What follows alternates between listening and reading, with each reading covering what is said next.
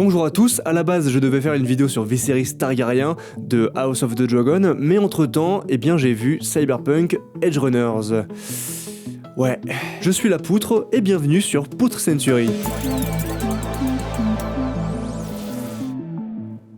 Cyberpunk Edgerunners, une série animée reliée à l'univers de Cyberpunk 2077, raconte l'histoire de David Martinez, issu d'une famille modeste et jeune étudiant à l'académie de la plus puissante entreprise, Arasaka. La mort soudaine de sa mère l'amènera à installer un implant cybernétique militaire surpuissant, lui permettant de dépasser les limites de son corps. Il rencontrera Lucy et son groupe d'Edgerunners pour réaliser diverses missions au sein de Night City. Edgerunners, et plus globalement Cyberpunk, parle de technologie, d'implants cybernétiques, de hacking, de corporation, mais Edgerunners parle avant tout de rêves. Ce n'est pas pour rien que nous sommes à Night City, la ville des rêves. Night City, la ville où tous les rêves sont permis, et surtout la ville où tous les rêves peuvent très facilement se briser. David avait un rêve, celui de devenir grand. David représente un des vices de notre société actuelle, la folie des grandeurs. Aujourd'hui dans notre monde, il faut être spécial, il faut absolument vouloir réaliser de grandes choses, sinon t'es un peu une merde.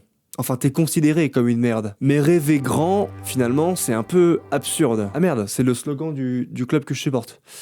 Ouais, bon, peu importe. Devenir grand pour devenir grand n'a aucun intérêt. En revanche, devenir grand pour réaliser un rêve, et surtout le rêve de quelqu'un que l'on aime, là, il y a de l'intérêt.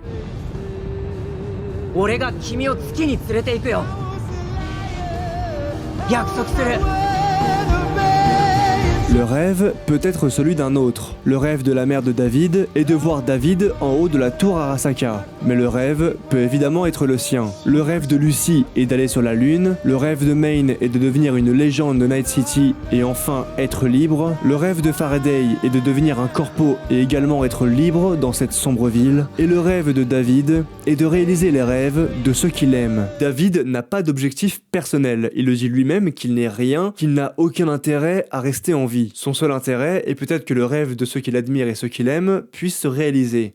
Sa mère, Lucy et Maine. But you never had to save me. Stick around for.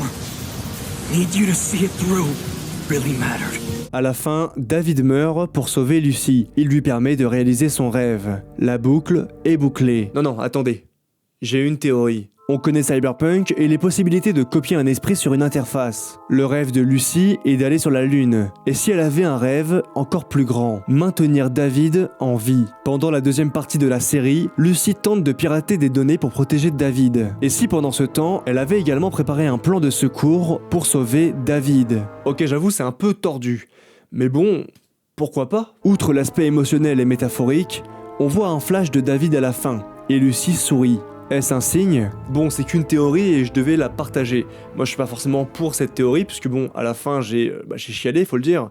Et donc, cette théorie abîmerait un petit peu la dramaturgie de cette série. Donc, ce serait quand même dommage. Mais ce n'est pas impossible. Cyberpunk Edgerunners, c'est aussi le thème de la seconde chance, de la revanche, de la vengeance. La mère de David souhaite une seconde chance pour sa famille, alors elle tente d'envoyer son fils chez Arasaka pour un avenir brillant. David se fait harceler par les élèves bourgeois de l'école, sa mère meurt, David trouve et s'implante un super implant très puissant, il se venge et éclate son camarade de classe, il se fait virer, son avenir est incertain. Il trouve une seconde famille avec la bande de Maine, beaucoup suivent inévitablement des vengeances, David sauve Lucy en lui offrant une seconde chance tout en se vengeant de Faraday, et David finit par monter en haut de la tour Arasaka. Et si ma théorie est vraie, alors Lucy a sauvé David, et donc David a le droit à une seconde chance. Quand on regarde Edgerunners, on est tellement impliqué dans l'histoire qu'on a une terrible envie de passer un peu de temps au sein de Night City. Et ça tombe bien, un jeu vidéo existe.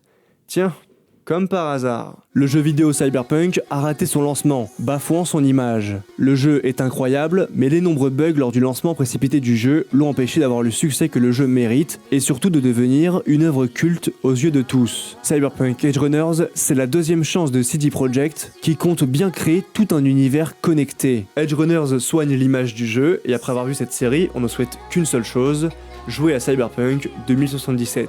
On parlait de vengeance, et bien maintenant que l'on a vu Edge Runners, attention spoiler du jeu Cyberpunk, on va prendre un plaisir fou à éclater Adam Smasher pour pouvoir venger notre cher David Martinez. Edge Runners relance totalement l'empire de Cyberpunk de CD Projekt. Après avoir vu cette série, on a tout simplement envie de passer un petit moment à Night City, et les chiffres montrent bel et bien une hausse des utilisateurs du jeu. On va avoir le droit à tout un univers, une franchise à la Marvel, Star Wars, sous différents formats, séries, animes, films et bien sûr, jeux vidéo. L'univers est vaste et les époques aussi. Ils peuvent raconter les tout débuts de Night City dans les années 90, ils peuvent raconter les guerres entre les corpos, les débuts de l'ère cyber, ou même raconter l'histoire de Johnny Silverhand en live action avec évidemment Keanu Reeves.